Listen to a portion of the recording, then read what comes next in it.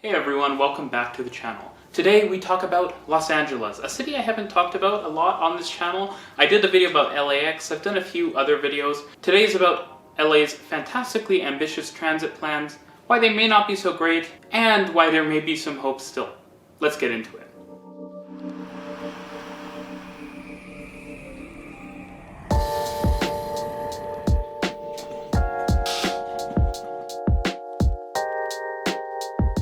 LA is dramatically expanding its rapid transit right now, and it needs to. LA has over 10 million people in the metropolitan area, and a massive metropolitan region, which is kind of underappreciated. The density does not stop at the LA border, it continues out. LA continues to grow, and more importantly, is hosting the 2028 Olympics, so they have that classic Olympic pressure to expand and impress visitors with their transit network. And so right now, LA is legitimately doing a lot of transit projects, more than many cities in North America. There's the regional connector, a connection between various light rail lines. There's the Purple Line extension of the subway. There's the Crenshaw-LAX line, and a number of other projects. So with all this drastic expansion, what's wrong? The truth is, LA kind of paints a picture. LA shows you what happens when you have a dramatic transit expansion that isn't necessarily perfectly thought out, where there could be a lot of improvements made, but yet things are still plowing ahead full speed. You may be getting a lot of lines, but the question is, how will the outcomes be when you finally finish expanding? The Crenshaw-LAX line in particular has a number of issues, and I'm going to break down a bunch of them. First of all, fortunately, unlike some lines in LA's network, it's quite heavily grade separated, which means that service quality and reliability should be quite high. Part of the problem, though, is like Ottawa in Canada, LA's Crenshaw line will force a transfer to get downtown, which is not optimal. To be clear, LA is quite a polycentric metropolitan area, but having a direct connection from the downtown to the airport is important, and I've talked about it before. This could have been fixed if the Crenshaw-LAX line interlined with the Expo line. Someone is going to hate me for using that term, but I'm going to use it anyway. While I have mentioned the grade separations that have happened on the line, there's still probably not enough. And this is shown by the fact that the line has been completed, and there's actually additional grade separations being added after the line has been completed, but before it's opened, which is not a good sign. Of course, some of the blame for the Crenshaw-LAX line probably should go to the people mover coming from LAX. Now, to be clear, I think the Crenshaw line plan came first, and so LAX was kind of forced into a corner with the people mover, but people movers are not great. Now, a lot of airports do have them, but they shouldn't be overused, and if you can get on a train directly from the baggage carousel, that's really ideal because it means you don't have to transfer with all your luggage. Interestingly, in the US, regulations have changed, so a lot of funds are now open to funding lines that connect directly to airports. Previously, air trains were sort of required because certain funds could only be used for lines which only served airport passengers, which the Crenshaw-LAX line and various other lines across the country wouldn't have, forcing air trains to be quite common in the United States. Now, LA's transit plans also call for extensions of light rail lines all across the LA region. Part of the problem here is that while simultaneously extending lines, capacity in the trunk areas and in core areas of the network is not being expanded. Now, people will probably criticize this comment because they'll say, well, the lines aren't full right now, so why would you work on expanding capacity when you're doing extensions? The problem is that if you do all of these extensions and then transit suddenly starts being popular, which is conceivably possible, it's happened in other cities, then you can easily get into a situation where core areas of the network are totally full and yet there's a lot of room on the periphery. When major funding, like the funding coming from Measure M and Measure R, comes in, funding expansion of capacity in the core of the network should be considered important as sort of an insurance policy for the long term, so that all of the extensions you build have room to grow into in the core areas of the network. The same can be said for the small trains used on many of LA's light rail lines. The fact that LA is such a massive city, if its transit network is even slightly successful in the future, they'll fill up those 3- and 4-car trains quite easily. In fact, in the not so distant past, Calgary filled up its 3-car LRV trains and now has had to upgrade to 4-car platforms.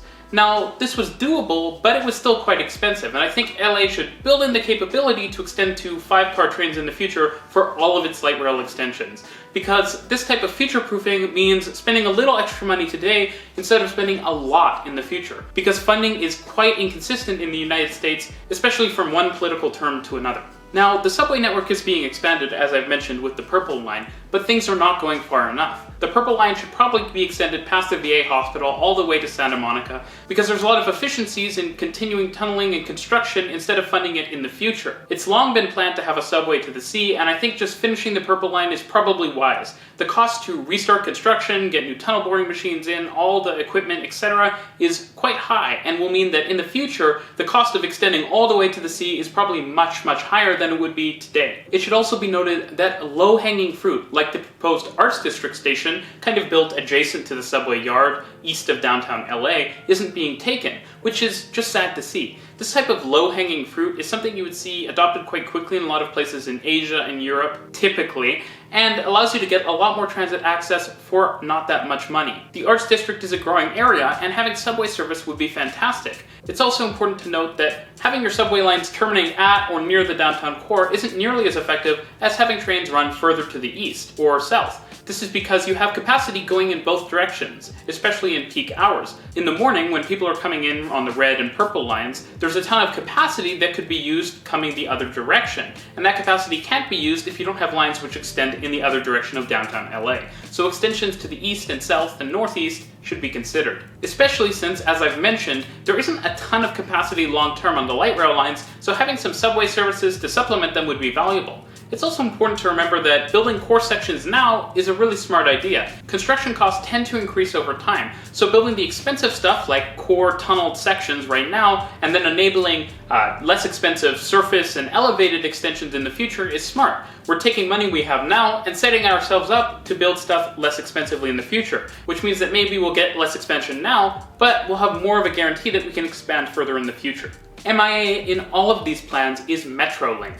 Well, systems across North America, like Caltrain in the Bay Area and GO Transit in Toronto, are expanding and electrifying. Metrolink is quite stagnant. The network carries only 40,000 people per day, which is less than some of LA's light rail lines. This is not okay. LA is a perfect city for high-quality regional rail service, given how sprawling it is. You might be able to deploy light rail quickly, but light rail just can't go that fast and doesn't have massive capacity like regional rail does. Now, of course, there are challenges to expanding Metrolink, such as freight company ownership of a lot of tracks, the need for grade separations, and the like. But these risks are so worth the massive reward of LA having a modernized and high-quality regional rail network. From a state level, it also makes a ton of sense, since creating a high-quality electrified regional rail network within LA only helps to enable better California high-speed rail access in the future. Now, to be clear, I do know that there are plans to electrify portions of Metrolink for access by California high-speed rail, but extending that to more corridors would be super valuable. And considering REM-like solutions to create circular, circumferential lines that kind of skirt the core areas of Los Angeles could be really valuable, especially along highway corridors where elevated tracks could be pretty appropriate. Perhaps the project that frustrates me the absolute most is the proposed Inglewood People Mover to SoFi, I'm sorry, I don't know how to pronounce it, stadium. The new NFL stadium, and the stadium that will be the Olympic stadium for LA's Olympic Games. To be clear, there's also proposals for new Clippers Arena, and there's also the Forum in the area, so there's a lot of destinations in the area around the stadium. What's proposed is a new people mover system which would connect to the Crenshaw-LAX line and funnel passengers down to the stadium. The problems with this start with the stadium. At the end of the day, this is a bit of a land use planning disaster. Why would you put a massive stadium somewhere where there isn't an existing or planned transit line? It's basically suggesting that, A, no one's going to be taking transit to the stadium. Why even try to place the line near rapid transit?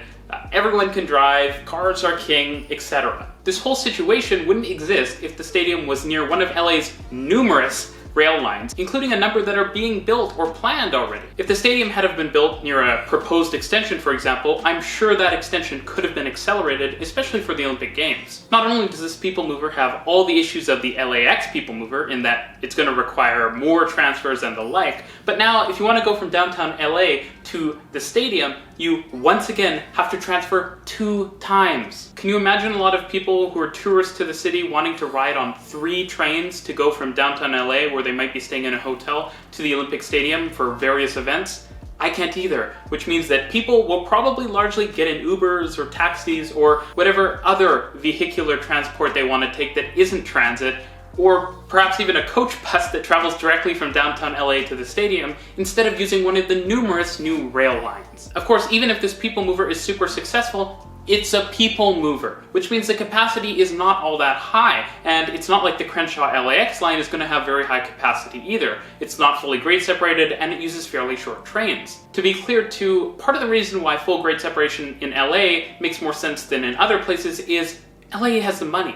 LA is spending a boat ton on transit projects and can afford to grade separate core lines like Crenshaw-LAX and the like. At the end of the day, you won't be seeing images like you saw in Sydney or Montreal for their Olympic Games. There won't be people getting off gigantic trains in beautiful new stations to walk over to the stadium. There'll be people driving up and getting out of their cars. Not great. Now, with all of this out of the way, let's breathe together.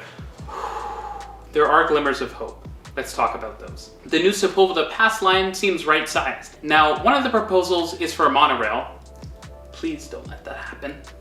But another proposal is for an automated light metro line that sounds akin to the Sydney Metro or the Montreal REM, and I think that would be a fantastic solution. Not only does it have the benefit of creating a high-capacity transit corridor through the Sepulveda Pass, which is highly trafficked, but such a metro line would also have the capability of being extended further south in the future. This would be the beginnings of a subway grid for LA, which currently has 1.5 subway lines. Such a line could connect to LAX eventually, and that would mean that at least getting from downtown LA to LAX would only be a 2-train trip. Using an automated light metro technology, though, makes a ton of sense in LA.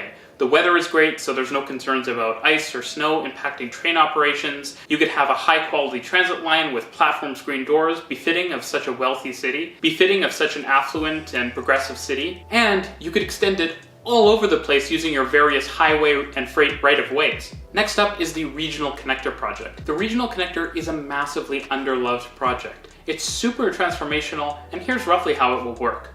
You have the Gold Line, which travels to the northeast of downtown LA, and then you have the Expo and Blue lines, which travel to the west and south of downtown LA. Currently, taking a trip from, Azusa on the Gold Line to Santa Monica on the Expo line requires you to make 3 transfers. That's because trains from the Gold Line stop at LA Union Station, and trains from the Expo line stop at 7th Street Metro Center. The Regional Connector project is sort of like an RER for light rail sort of thing, where a new tunnel is being created under downtown LA, serving the high-density core with a new subway service, 2 new stations, and a redesigned existing station. What it will mean is that now Gold Line trains can travel from the east and northeast of Los Angeles onto the Expo and Blue lines traveling west and to the south. This will mean not only do you have new high-quality services through downtown LA, but someone traveling from the termini of the Gold Line will now have the chance of a 1-seat ride to Santa Monica or Long Beach, or a single transfer if they want to go to the non-interline stop. This will massively improve connectivity, and a lot more trips across the region will probably be taken on light rail because of this project. Let me know in the comments down below if you'd be interested in a demystified on the Regional Connector. In addition, LA's transit projects, while they have their problems, are fairly high quality. The stations look nice, there's lots of other amenities being added, and at the end of the day, there is going to be rail all over the LA region. So if you're willing to wait and maybe be in a crowded train, well, you'll be able to go almost everywhere on rail. Now, to fix some of the existing lines, what I think needs to be done is substantially more grade separations, particularly on the busy lines, so the Blue Line, for example. While stations are being redesigned and rebuilt, they should be expanded to have the capability to handle longer trains in the future. Some of the low-hanging fruit lines, like the Green Line, for example, should be converted to automated light metro, since they have a lot of grade separation already, and they would probably benefit from higher frequency services. The Orange Line, LA's famous and quite legendary BRT traveling through North Hollywood, should be more than upgraded to light rail. The line is super popular and doesn't have too many road crossings as it is. An elevated automated light metro line here would also make a ton of sense and would provide a really high quality transit service, which could eventually be extended east to the Gold Line. LA also needs to refocus on the bus. While I'm not saying that all of these rail extensions are unnecessary, I really think they are. Increased bus service should be happening simultaneously, and not just slightly increased. Toronto-level bus service would be perfect for LA. It would serve to connect a ton of passengers into the various rail lines, which fortunately cover much of the region, which means that with a little high-quality bus service, you could massively expand the reach of the existing rail network. These bus lines would also massively boost ridership, even on lines which travel through lower density areas, of which LA has several, and they could lay the groundwork for an LA transit network that Angelenos could truly be proud of. One which provides 24/7 service with high-quality night buses, express bus services, and interlining with new BRT corridors and local buses. One of the smartest things I've seen out of Measure R and Measure M is the fact that transit plans can be changed. Funds have to be spent in the areas where they were collected, but the projects are kind of subject to be improved. So not all hope should be lost. While some of the current projects could probably be improved, all of the projects that haven't been started yet, of which there are tons, can still be improved, and I think LA deserves nothing less. Thanks for watching the video. I'll see you in the next one.